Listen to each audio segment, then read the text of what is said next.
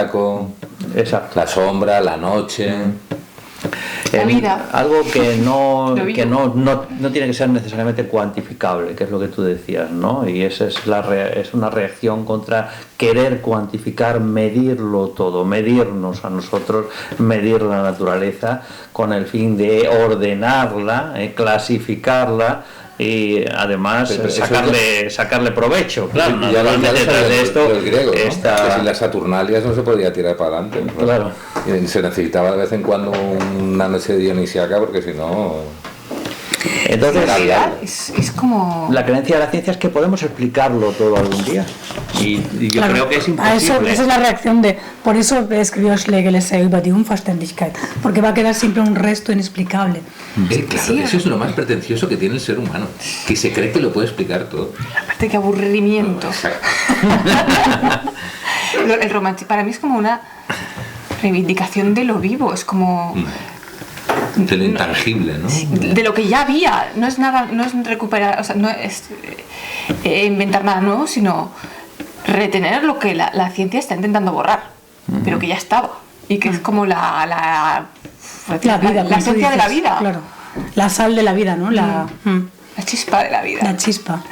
Sí, lo que están haciendo es domesticar la naturaleza y todo eso, sí. Lo que decía Bacon, ¿no? Arrancarle a la naturaleza todos sus secretos y controlarla. Exactamente. Sí. Que eso tiene... ¿Os parece poco simbólico lo del bozal? Ya. Pues no. ¿Tienes una idea mejor o no la ves?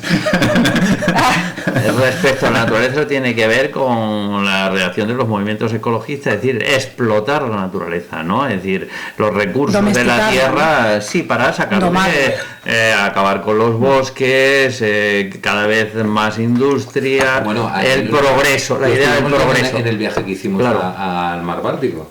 O sea, ¿qué es lo que nos encontramos de ecológico? Esos molinos gigantescos. A mí no me parece como muy ecológico plantar todo el paisaje. ¿Te acuerdas de los molinos de viento? Que Don Quijote tenía razón, son gigantes. Y él estaba viendo la realidad, claro, él estaba viendo la metáfora. O lo eco y lo bio, en que se ha traducido empíricamente en el vídeo que hizo Georgia, mostrando qué es lo que almuerzan los niños en el colegio. La abstracción. Hambre. La abstracción que decíais, ¿no? La abstracción de que sobre papel es todo perfecto, pero en la realidad es lo que es. Sí, lo que tenemos que poner en tela de juicio son son los conceptos, que son falsos para empezar. Claro, la libertad, la democracia, joder, que Saramago le pegaba un palo, pero, o sea... Es que esto lo tengo y podemos seguir con ese tema. El romanticismo surge con el desencanto, con un mundo alienado, también con los movimientos colectivistas como revoluciones o guerras y los grandes conceptos, que son siempre mentiras gritadas muy alto, y que en nombre de estas grandes ideas y conceptos morales, que también estamos viendo hoy, estamos saturados, por lo menos en una ciudad como Berlín, donde los anuncios están por todas partes, vemos el bombardeo de responsabilidad, de los grandes conceptos, ¿no? Y que esto al final siempre culmina en demostraciones de poder de un grupo de personas sobre otro. Safransky decía que en esa época del romanticismo era cada vez más difícil para el individuo liberarse de la sugestión del nosotros, otro gran tema. Hablar en plural es siempre una estrategia del poder, muy estudiada en psicología y recurrentemente utilizada. Es la tentación de seguir a alguien grande que nos ampara, nos incluye a nosotros, pobres miserables, halagándonos con lisonjas que no resistirían una segunda mirada y seduciéndonos para seguirlos, ¿no? En realidad se trataba, o sea, en el romanticismo, y se trataría ahora de liberarnos de las autoridades, sean religiosas, científicas o seculares, ¿no? Y a esto iban, de esto trataba también el romanticismo, ¿no? De buscar dentro de uno mismo, no de acogerse a una autoridad. Y el sacrificio del individuo por el bien común. Sí, claro. Ahí están dos cosas, está como que está pasando ahora, ¿no? La sensación de pertenencia, que es muy consciente, la sensación de pertenencia a un grupo mayor. Que para mí es lo mismo que ha pasado, por ejemplo, respecto a quien se declarase homosexual, siempre había alguien que pertenecía a un grupo mayor sería capaz de, o sea, como con derecho a juzgar, ¿no? Y ahora está pasando lo mismo. Claro. Primero te debilitan, o sea, primero tienes que haber sido debilitado para después poder querer fundirte en un grupo, ¿no? Porque una persona que no sienta esa necesidad, que pueda sostenerse por sí misma, no necesita fundirse con ningún grupo, ¿no? Claro, ni buscar una autoridad, es como que te han metido el miedo, ahora no has hecho la ola de terror. Y la gente se siente como que necesita a alguien que le venga a decir qué es lo que tiene que hacer porque se ha dejado meter miedo y necesita una autoridad. ¿Y cómo pasa eso? La historia es cómo llegamos a ese punto así como de delegar esa partícula que nosotros podríamos bastarnos por nosotros mismos, que no tenemos que depender y caemos en esa dependencia. Un poquito de ignorancia, un poquito de cobardía. Sí, pero ahora no podemos estar diciendo que tengamos más ignorancia que podría tener un campesino cuando la Revolución Francesa. Pero sí, es otro tipo de ignorancia, es aquel campesino, o sea, supongamos que la información fuese una forma de liberar, eso para empezar. Ya, por eso digo de limitarlo de la ignorancia, porque... Claro, pero no es ignorancia... Ay, perdón. No, que puede ser que seamos más ignorantes que un campesino porque no podemos valernos por nosotros mismos, porque hemos depositado todo, nos han extraído nuestras facultades y somos dependientes totalmente pues de lo demás, así viviendo en las grandes urbes y todas estas cosas que pasan así. Pero claro, nos arrancaron del campo, nos llevaron a la industria, a las fábricas, nos metieron ahí, el taller se convirtió en fábrica, se racionalizó todo y racionalización ya no tenía nada que ver con una cosa emancipadora, sino tenía que ver con una sustracción, explotación y... Esa es la ignorancia, yo creo, no es no saber... Pero fue de forma violenta que sacaron a la gente de los campos. Sí, sobre todo el capital. Nada, que era innecesario. Y por eso parece como que es invisible, como que no es violento y demás, pero eso que están diciendo ahí como que no es obligatorio, pues si no es obligatorio no puedes hacer vida normal y vas a ser mucho más dependiente, te van a reducir tu vida a aspectos como básicos ahí de poder solo ir a comprar para sobrevivir y poco más.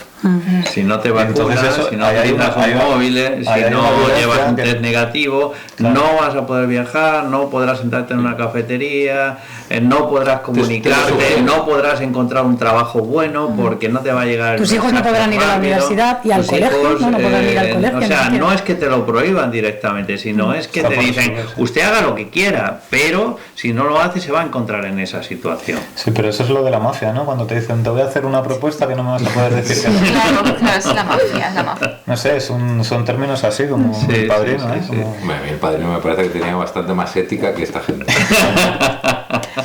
El poder. Las drogas no se las vendía a los niños, que por ahí viene el conflicto. De hablar alto, ¿no? Igual, tienes que seguir el volumen. Lo de la ignorancia me está preguntando ahora. Claro, que ignorancia nos suena no leer, no saber, pero ignorancia hoy día yo creo que es haber renunciado a tu propia decisión. Claro, acceso tienes, pero... Pero no, ignorancia es como... Ya no es eso, no leer el periódico, no leer libros, no leer... Al contrario. Sí, es mejor no leerlo. Es haber renunciado a tu propia juicio, sí, a tu propio juicio, a tu propia intuición. Y el bombardeo no te permite generarlo, casi. Como hay tanta información. Al malestar que te provoca el conocimiento, ¿no? Por sí mismo, el conocimiento es dolor, ¿no? O sea, la gente no y la confusión de qué es eso es muy fuerte ahí, lo del rechazo al dolor y que todo tiene que ser happy y todo es una fiesta. Anestesia pura. Estamos en la estética kawaii y todo es positivismo y chupi guay. Una fiesta, pero en tu casa tampoco. Toda esta filosofía de lo cookie, ¿no? O sea, otra cosa que los emoticonos. Vale. Todo está como infantilizado y buen rollista, todos los coach, joder, de hecho, la cantidad de psicólogos positivistas que lo que intentan es, no, tú tienes que mejorar la depresión forzándote a sonreír. Sí, los libros de autoayuda y todo eso. Sí, incluso se han manipulado técnicas milenarias como el yoga para hacer los comerciales, mindfulness de series para provocar entretenimiento y que la gente no se coma la cabeza. Pero ese es el tema, por eso, porque el conocimiento es el dolor. Y la gente no quiere saber. No, pero también hay una confusión entre qué es conocimiento y qué es información. Y la gente cree que hay que estar informado y que informado significa ver este tipo de noticias. Cuando Freud lo decía ya, es más importante proteger a un bebé de la sobreestimulación que estimularle. O sea, antes de estimularle tienes que protegerle de la sobreestimulación, porque lo que pasa es que el niño no puede desarrollar un filtro y luego tiene problemas a la hora de filtrar, y es lo que está pasando. La gente el niño en el sentimiento oceánico tiene que disfrutar del todo, que es como una especie de meditación que hace el niño de manera intuitiva, ¿no? Y no tiene por qué tener un input de conocimientos y de información brutal, que es lo que tratan de meterle a los niños ahora a toda velocidad, sin darles ningún descanso a la mente.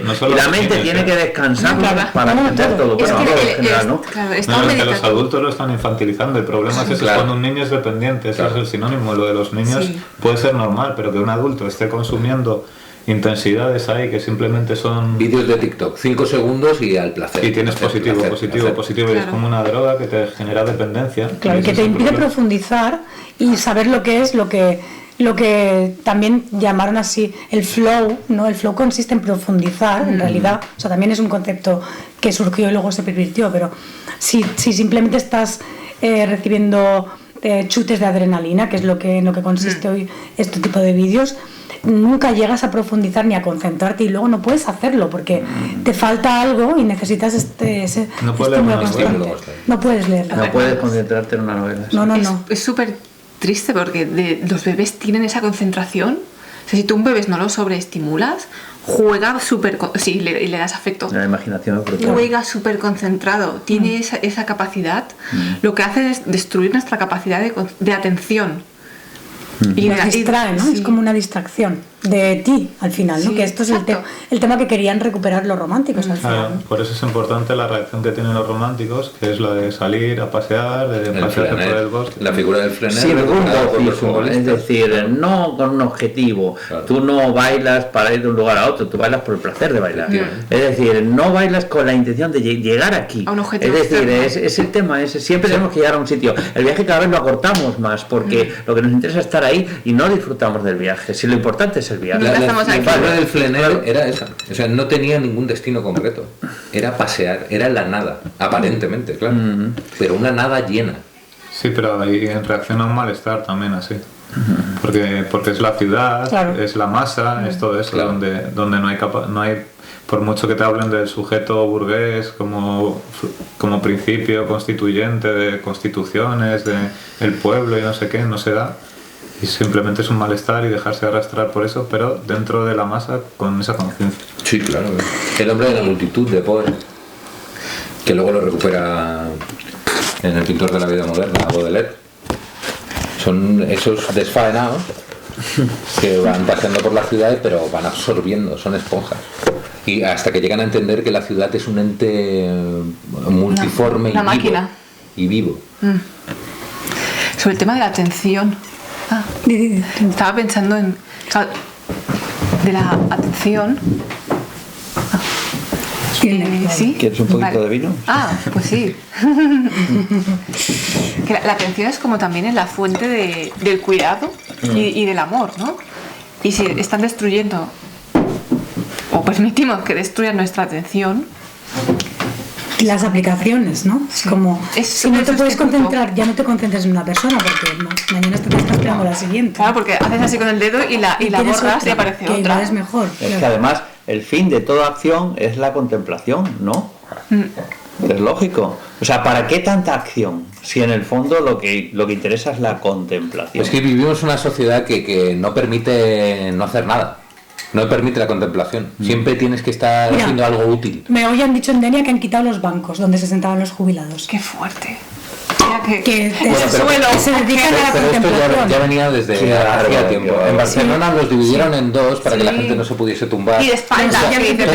Toda la función del urbanismo es de ahí empieza la modificación de la gente. Que estemos de pie siempre andando, moviéndonos. Claro. Inquietos, claro. ¿no? En el elogio de la lentitud es que eso también se habla, ¿no? O sea, qué peligroso es un individuo andando despacio por una ciudad y observando. La gente va a sitios concretos. O sea, en los espacios urbanos que sean sitios donde la gente fluye pero sin parar. O sea, que... Porque un individuo parado en medio de la calle eso es lo de correr. Que funcionemos como autómatas. el mercado, pero bueno, sí, es que ya vemos, es el mall, ahí es el supermercado ese.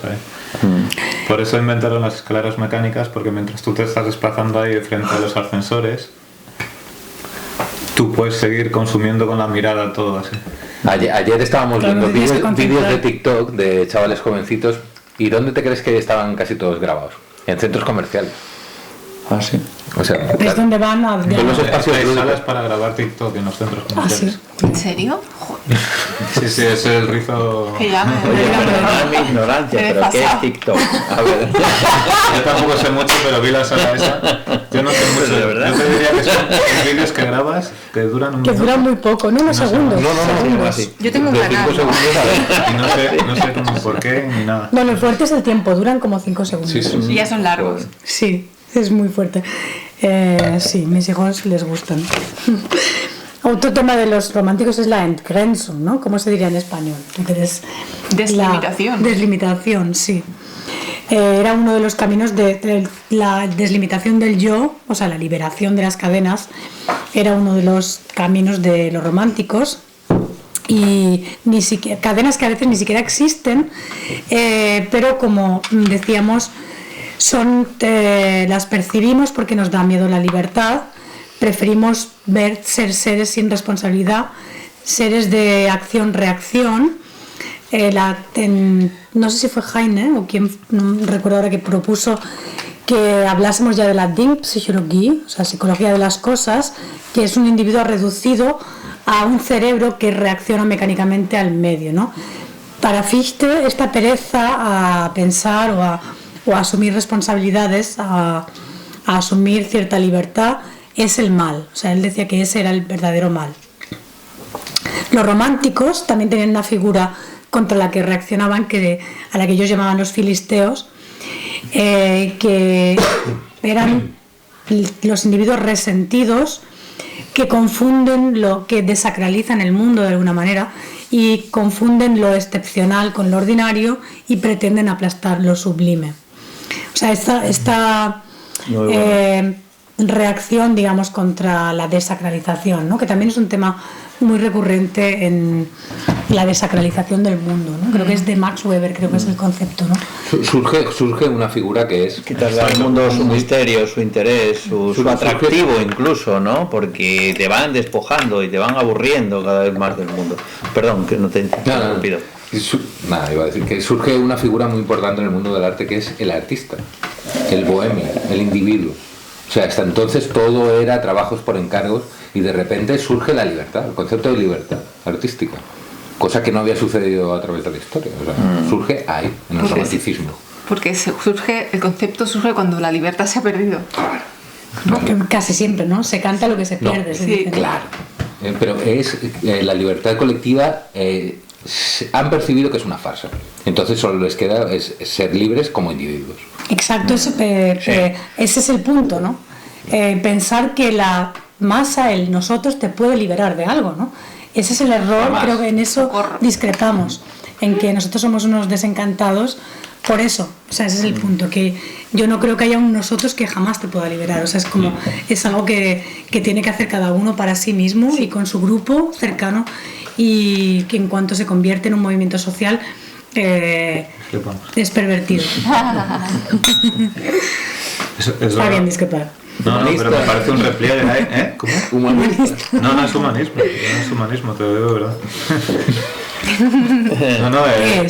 Cuando lo que vino fue una restauración conservadora, que se volvieron a... ¿Te refieres a las estructuras políticas después de las guerras napoleónicas? ¿No? Bueno, ya Napoleón era un absolutista, realmente acabó con la guerra. Hombre, claro, acabó, pero utilizó también los principios de la Revolución Francesa y él trajo leyes, claro, para los países que invadió por la puerta. Claro, y eso no funciona. No, sí, a todos estos se le llena la boca de libertad. Sí. A Bush también, cuando era la libertad. Sí, por eso la reacción del pueblo de Madrid es cuando sale en exilio el VII, fue en el carruaje el pueblo mismo que eran los... ¡Vivan las cadenas!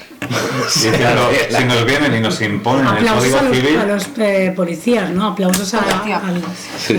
Hegel decía que estaba sorprendido de España porque era un país que llamaba sus propias cadenas.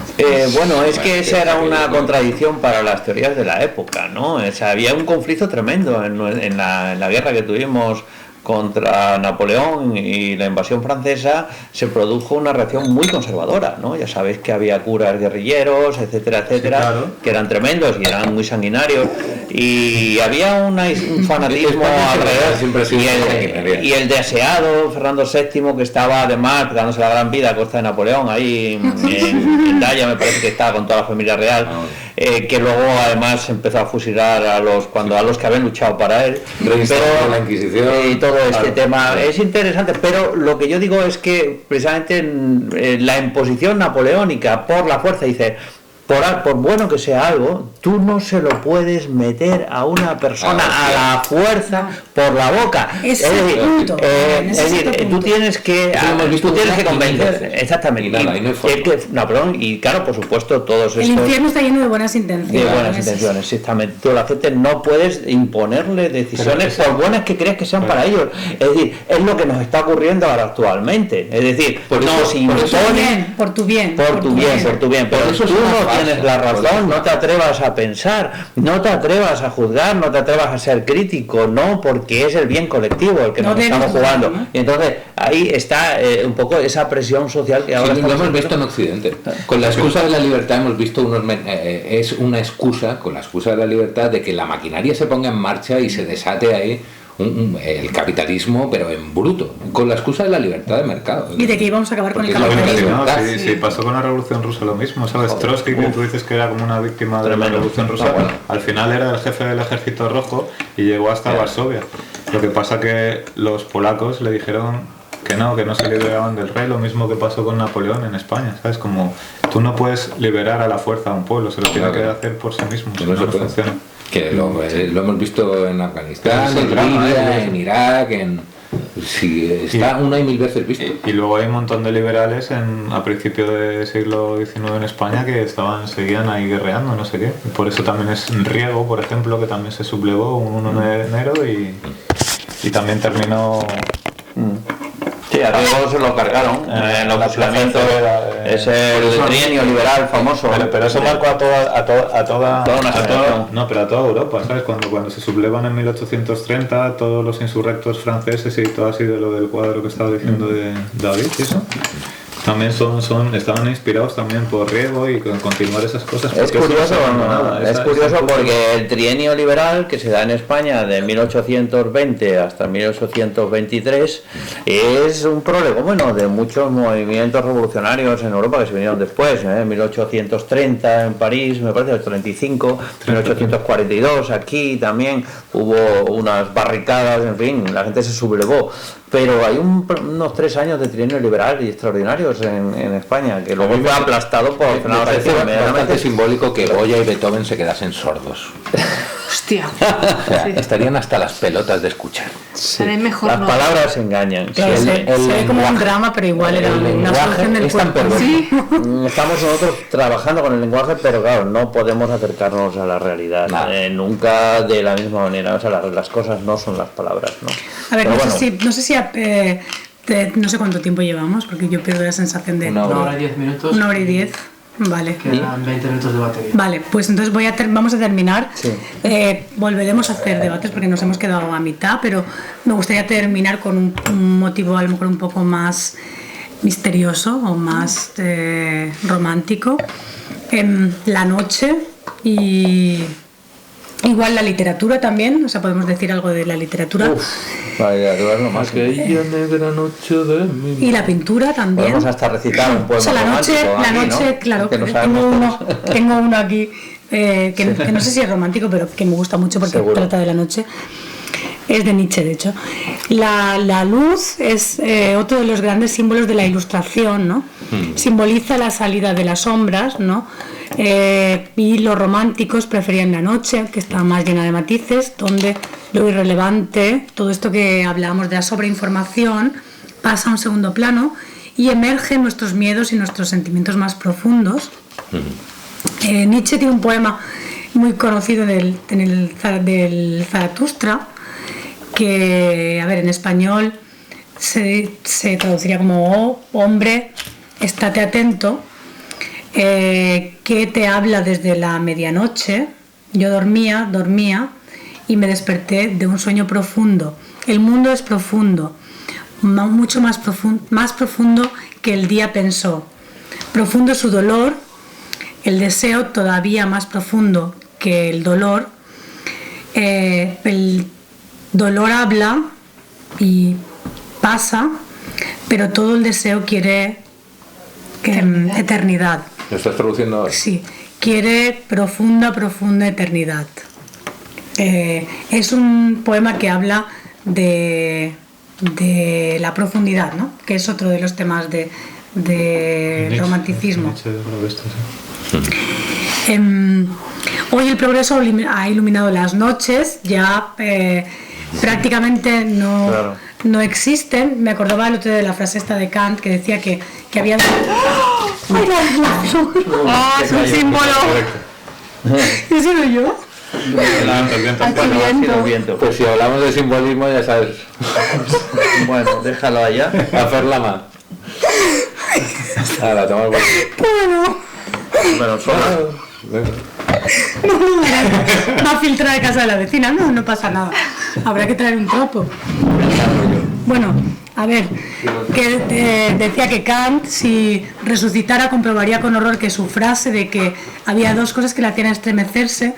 Por una parte era el cielo estrellado, que ya por lo menos en ciudades como Berlín ya no se puede ver porque ni existe la noche prácticamente, ¿no? Y eso que Berlín no es una ciudad tan iluminada, pero la contaminación luminística, o como se llame, lumínica nos impide, las noches blancas, ¿no? Ahora nos impide ver las estrellas. Y luego decía que también le hacía estremecerse en la ley moral en el hombre, ¿no? Que sí que le debía hacer estremecerse, pero en otro sentido. Sí. ¿Eso decía Kant? Sí, y eso le hacía estremecer. Y no sé si queréis decir algo sobre la noche, ¿no? La noche es un tema también que claro, es un tema volveremos a tratar. Oye, sabes que hemos tenido suerte porque no se ha roto. Ya, es verdad. Solo ha caído agua, podría haberse roto en mil pedazos. También es un símbolo. Eso también es simbólico, exacto. Sí. Pero, a ver, solamente es agua. Vaya, entonces, pero no tenéis una fregona. Sí, pero ponlo aquí. Bueno, seguiré hablando de la noche, voy a por la fregona. No, pero está. La luz, ¿no? La luz de la ilustración es como lo claro y lo distinto, ¿no? Y todo. De noche salen los monstruos. Que es uno de la representación del romanticismo también. De repente aparecen los monstruos. Es que joder, ahora tendríamos que hablar de Mary Shelley, de Frankenstein, de la literatura gótica. Eso merece una segunda parte. La literatura gótica es propia del romanticismo, claro, que nace en Inglaterra, pero luego se desarrolla. Goya inventa el expresionismo también, retratando todos los monstruos, que son un simbolismo del ser humano.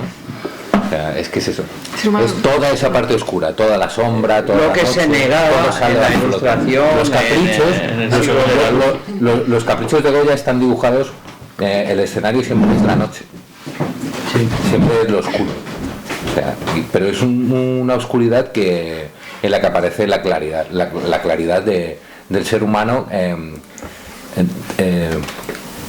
Por eso el expresionismo, porque se ven las emociones humanas solo a través de la deformación y de la ficción.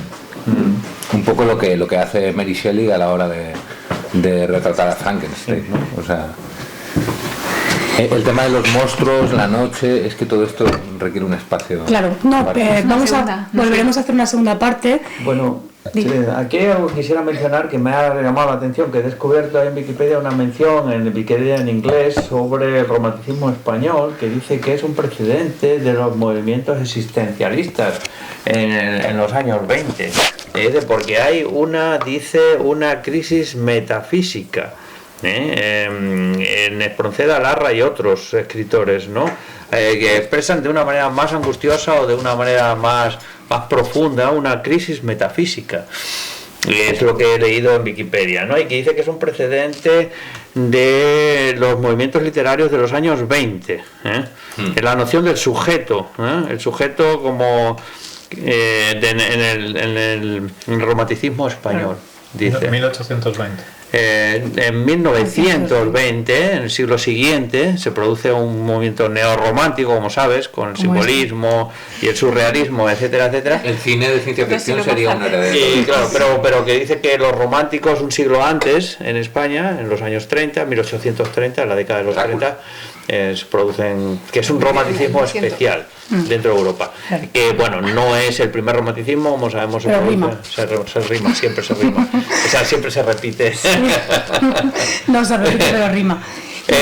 Tenemos que reaccionar. Si no, nos vamos a morir. Yo volvería a hacer un espacio sobre la noche, los monstruos, la herencia del romanticismo, el simbolismo, Manet. De todos los temas que hemos tocado, en realidad se pueden hacer ramificaciones. Claro, ¿no? Se pueden tratar en sí. Igual. Ramificaciones. En penumbra, el próximo debate en penumbra.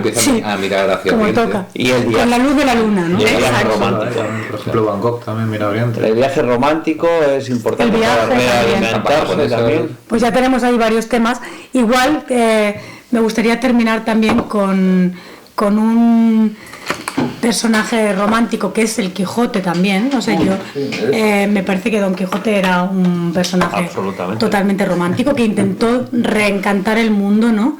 Y que hoy todo el mundo leemos y todo el mundo le encanta el Quijote, pero no nos damos cuenta de que la mayoría de nosotros pertenecemos a todo ese populacho que rodeaba al Quijote y que intentaba devolverle constantemente a la realidad, ¿no? Como desacralizar su pensamiento. Está todo lleno de Sancho y su lucidez. Bueno, Sancho Panza lo manteaban y demás. Sí.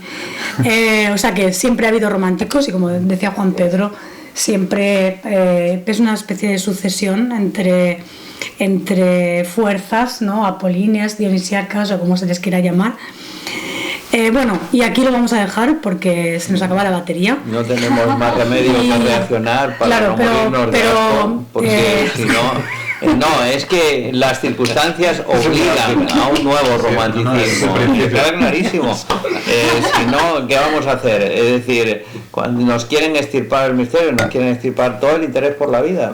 Es lo que no podemos permitir. No, aquí no lo vamos a permitir. No, de hecho, vamos a brindar ahora y nos... ¡Hombre! Invito por supuesto. Por la vida. Por la vida. Y por nosotros.